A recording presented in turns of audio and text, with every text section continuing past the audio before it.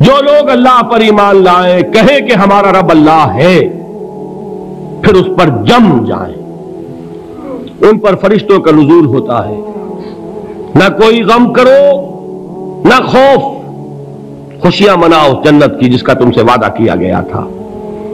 اللہ کی ربوبیت پر اطمینان جب انسان کو ہو جاتا، میرا رب اللہ ہے، ربی اللہ، انسان کے لیے نہ کوئی کھٹکا، نہ کوئی خطرہ، نہ کوئی خوف، نہ کوئی حزن۔ جو کچھ ہو رہا ہے کس کے اذن سے ہو رہا ہے؟ اللہ کے اذن سے۔ اللہ کے اذن کے بغیر پتا تک نہیں ہلتا۔ یہ کوئی اندھا بہرا مادہ نہیں ہے جس سے مجھے کوئی خوف ہو۔ اندھا بھینسا چلا آ رہا ہو اس سے تو ڈرنے کا ہر انسان کو ڈرنا چاہیے، نہ معلوم کس کو ٹکر مار دے، لیکن نہیں، اس کائنات کو چلانے والا ایک سمیع و بصیر خدا ہے۔ وہ جو میرا دوست ہے، میرا ولی ہے، اللہ ولی الذین آمنوا یخرجہم من الظلمات الی النور، اللہ اہل ایمان کا ولی ہے، ساتھی ہے، پشت پناہ ہے، مددگار ہے، حمایتی ہے۔ بتائیے جسے یقین ہو جائے کہ اللہ میرا مددگار، اللہ میرا محافظ، اللہ میرا پشت پناہ، اللہ میرا حمایتی، اس کے لیے کوئی خوف ہوگا؟ اس سے کوئی ڈر ہوگا؟ میں مثال دیا کرتا ہوں ایک بہت سادہ، پنجاب کے دیہات کی۔ وہ بڑا چودھری ہے اور کوئی غریب کسان ہے۔ اس غریب کسان کے جانوروں کو ہر وقت اندیشہ ہوگا چوری کا، کوئی میری بھینس کھول کر نہ لے جائے، کوئی میرا بیل کھول کر نہ لے جائے۔ لیکن جس کے بارے میں یہ سب کو معلوم ہو کہ وہ جو بڑا چودھری ہے وہ اس کا دوست ہے، اس کی بچیا کو کوئی خوف ہوگا؟ اس کی بھینس پر کوئی ہاتھ ڈالے گا؟ اسے کوئی اندیشہ ہوگا؟ نہیں۔ کیوں؟ کہ وہ بڑا چودھری، بڑا اس کا یہاں کا سردار، جاگیردار، سب کو معلوم ہے وہ میرا دوست ہے، کوئی میرے خلاف اقدام نہیں کر سکتا۔ اس دنیا میں یہ چھوٹی سی بات اگر آپ کے دلی اطمینان اور سکون کا باعث بن سکتی ہے تو ذرا تصور کیجئے۔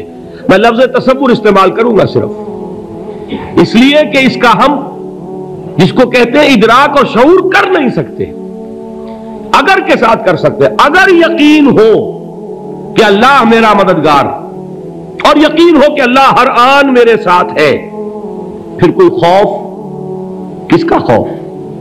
کوئی شے اللہ سے بالا تر ہے؟ کوئی قوت اس سے زیادہ طاقتور ہے؟ کوئی اس کے ارادے کو بدلنے والا ہے؟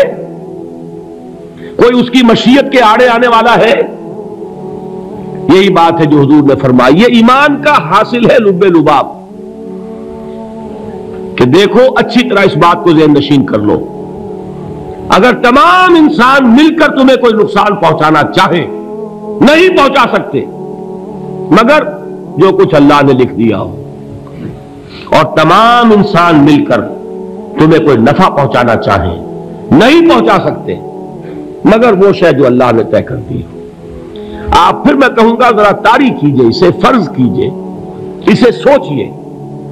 اگر اس حدیث پر ہمارا دل ٹھکا ہوا ہو تو کسی سے ڈر ہوگا؟ یہ مجھے نقصان نہ پہنچا دے، یہ میری رپورٹ خراب نہ کر دے، یہ میری انکریمنٹ نہ رکوا دے، یہ میرا یہ نہ بگاڑ دے، یہ میرے یہ نقصان نہ پہنچا دے۔ اس کا ڈر، اس کا ڈر، اس کا خوف، اس کی خوشامد، اس کے لیے جا کر طرح طرح سے اپنی عزت نفس کو ذلیل کروانا اس کے سامنے، یہ سب کچھ کیوں کرتا ہے انسان؟ جب سمجھتا ہے کہ اس کے ہاتھ میں میرا کوئی نفع ہے، اس کے ہاتھ میں میرے لیے کوئی ضرر ہے، یہ مجھے کوئی گزن پہنچا سکتا ہے، یہ مجھے کوئی نقصان پہنچا سکتا ہے، یہ میرا کوئی کام بنا سکتا ہے، یہ میری کوئی ضرورت پوری کر سکتا ہے، اسی کا نام شرک ہے۔ جہاں آپ نے یہ سمجھا کہ غیر اللہ کے اندر کوئی طاقت موجود ہے وہی شرک ہے۔ بتوں سے تجھ کو امید ہے، خدا سے نو امیدی، مجھے بتا تو صحیح اور کافری کیا ہے؟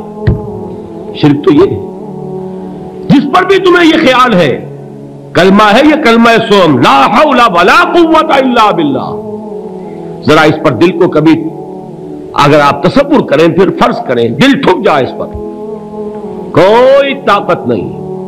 یہی بات تھی جو شیخ عبد القادر جیلانی رحمت اللہ علیہ نے اپنی وصیت میں اپنے بچے سے کہی. 11ویں دینے والے ہیں، لیکن حضرت شیخ عبد القادر جیلانی کی وصیت اور تعلیمات کو کتنے لوگ ہیں جانتے ہو؟ یہ جن مقامات تک پہنچے ہیں وہ کس چیز کی بدولت پہنچے؟ انہوں نے جو پیغام دیا وہ کیا تھا؟ اے میرے بچے، جس طریقے سے قرآن مجید میں حضرت لقمان کی نصیحتیں جو ہے نقل کر دی گئی ہیں، میں یہ عرض کروں گا بالفرض اگر قرآن حضرت عبد القادر جیلانی کے بعد نازل ہوا ہوتا تو شیخ عبد القادر کی یہ نصیحتیں بھی قرآن میں درج ہوتی. اتنی اونچی نصیحتیں ہیں. اے میرے بچے، اس حقیقت کو ذہن نشین کر لے، لا فاعل فی الحقیقت ولا مؤثر الا اللہ. اس کائنات میں نہ کوئی فاعل حقیقی ہے نہ مؤثر حقیقی ہے سوائے اللہ کے. کسی شے میں کوئی تاثیر نہیں اگر اللہ نہ چاہے. آگ جلا نہیں سکتی اگر اللہ نہ چاہے. پانی ڈبو نہیں سکتا اگر اللہ نہ چاہے. زہر ہلاک نہیں کر سکتا اگر اللہ نہ چاہے. کوئی چیز فائدہ نہیں پہنچا سکتی اگر اللہ نہ چاہے. تو در در پہ کیوں سر جھکاتے ہو؟ در در پر کیوں جبیں سائی کرتے ہو؟ سب کے سامنے کیوں ہاتھ پھیلاتے ہو؟ ایک اللہ سے مانگو، ایک اللہ کے سامنے جبین پر اپنی جبین رکھو. لا فاعل فی الحقیقت ولا مؤثر الا اللہ. نظر آتا ہے ہمیں کہ پانی پیاس بجھا دیتا ہے. پیاس بجھانے کی صلاحیت پانی میں نہیں ہے، اللہ کے اذن سے. کھانا بھوک مٹا دیتا ہے. بھوک مٹانے کی صلاحیت کھانے میں نہیں ہے، اذن رب میں ہے. دیکھیے یہی یقین تھا. حضرت موسیٰ علیہ السلام کا واقعہ یاد کیجئے. سامنے سمندر آ گیا ہے، قوم دیکھتی ہے پیچھے کہ گرد و غبار کا طوفان ہے. معلوم ہوا کہ فرعون اپنے لشکر سمیت آ گیا ہے. لشکر جب چلتا تھا تیز رفتاری کے ساتھ تو گرد و غبار کا جو طوفان اٹھتا تھا اس کا تصور کیجیے. اور لمحہ بلمحہ وہ قریب آ رہا ہے. پوری قوم نے کیا کہا؟ اے موسیٰ انا لمدرکون، اے موسیٰ ہم کو پکڑے گئے. قرآن مجید میں تو یہاں وہ باتیں نہیں لکھی ہیں، لیکن تورات میں یہ درج ہے کہ بنی اسرائیل جھگڑنے لگے، دست و گریبان ہو گئے موسیٰ کے ساتھ. موسیٰ ہمیں یہاں مروایا لا کر، اس سے تو ہم ہی بہتر تھے. وہاں کھانے کو ملتا تھا، زندگی تو تھی، بیگار ہم کر رہے تھے، موت تو نہیں تھی. اب جو کچھ ہوگا اس کا تصور کرو، جس طریقے سے ہمارے ٹکڑے اڑائے جائیں گے. تو لڑ رہے ہیں حضرت موسیٰ علیہ السلام سے. یہ تورات کی تفصیل ہے. قرآن میں صرف اتنا آیا ہے، پریشان ہو کر انہوں نے کہا انا لمدرکون، موسیٰ ہم تو پکڑے گئے. اس وقت موسیٰ کا جواب کیا ہے؟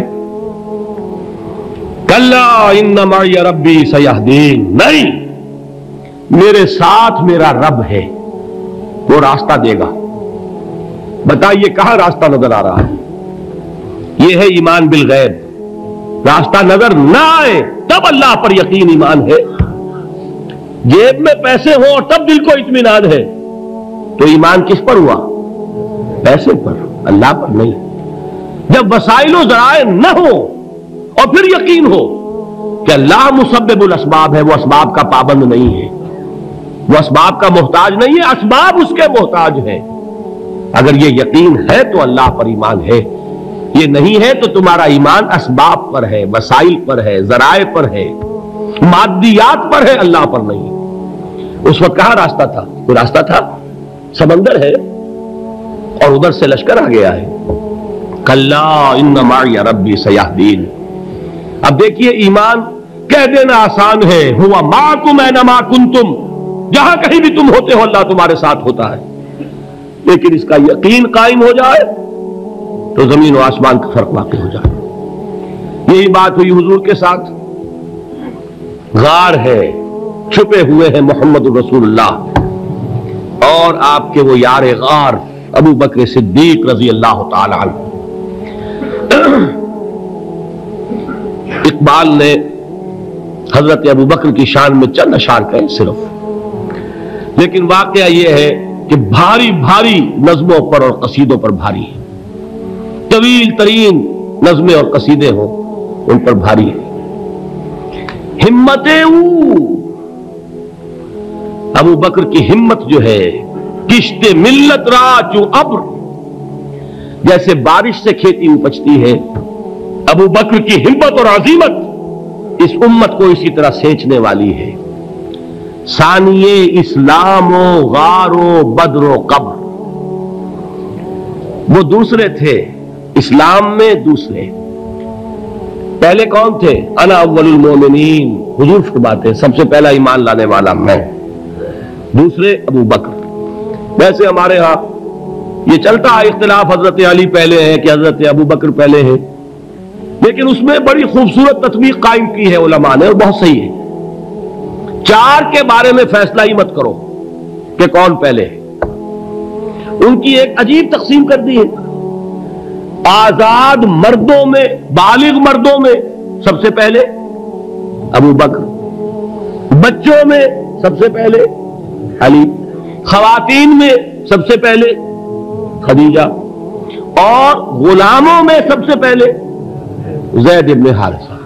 بڑی پیاری تقسیم ہے، یہ چاروں ہی پہلے ہیں، ہر ایک کے لیے اولیت ہے۔ اور واقعہ یہ ہے کہ اگر زمانی اعتبار سے تعین ہوگا تو پہلے خدیجۃ الکبریٰ آئیں گی رضی اللہ تعالی عنہ، کسی اور سے بات کرنے کی نوبت بعد میں آ سکتی ہے، پہلے تو اہلیہ محترمہ سے بات ہوئی، آتے ہی پہلی وحی ہوئی ہے، ابھی تبلیغ کا حکم نہیں تھا، کس کو بتایا واقعہ؟ ابھی اپنی نبوت کی تبلیغ کا تو حکم ہی نہیں آیا، واقعہ کس کا ہے؟ وہ خدیجہ کا ہے۔ جب کہا ہے کہ خشیت علی نفسی، مجھے اپنی جان کا اندیشہ ہے، تو کیا جواب دیا خدیجہ نے رضی اللہ تعالی عنہا؟